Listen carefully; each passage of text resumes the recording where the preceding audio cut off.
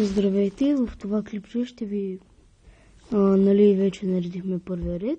Сега ще ви покажа как да наредим и вторият ред. Ето сега, примерно, тук трябва да дойде червено и синьо. Търсим къде е червено и синьо. Ето го, червено и синьо. Завъртаме го, да дойде на тази страна на червеното. И ето, сега това трябва да дойде тук долу.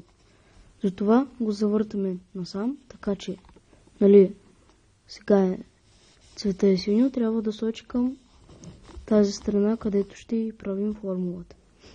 И ето, само сме го завъртели. И ето, синьото сочи към синьото.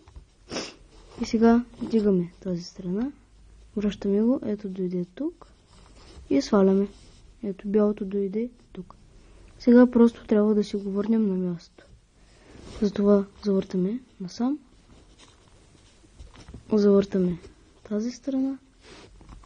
Връщаме. И готово. Ето, дойде си на мястото. Вижте сега. Това е синьо и оранжево. Ето, завъртаме насам и ето. Трябва да дойде тук. И пак правим също нещо. Ето, завъртаме насам. Ето, сочи към тази страна. Сега завъртаме това. Това насам. Завъртаме. Това пак насам. Завъртаме предното. Това насам.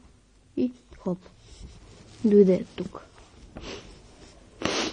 Ето сега е другия случай, където това не идва тук, а идва ето тук.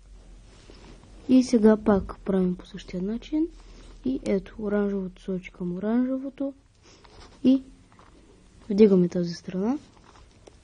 Завъртаме насам. Сваляме. И ето, пак трябва само да си дойдете отдолу. С това завъртаме. Сам.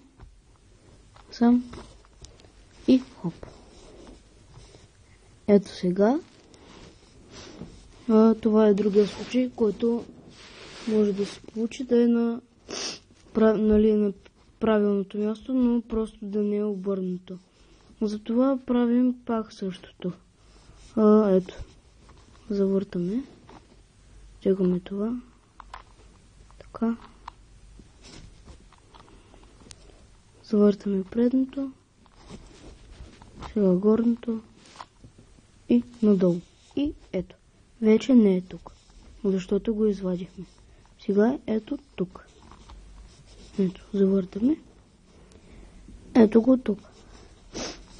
Сега завъртаме насам, червеното да сочи към червеното. И сега дигаме тази страна. Завъртаме надолу. Пак насам. Завъртаме предното веднъж. Завъртаме горното. Сам и готово. Ето, втория ред ни е готов. Мисля, че трябва да сте разбрали. Извинявам се, ако не сте разбрали. Надявам се клипчето да ви е харесало.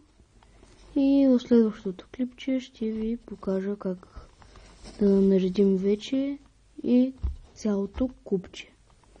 И това е. Чао!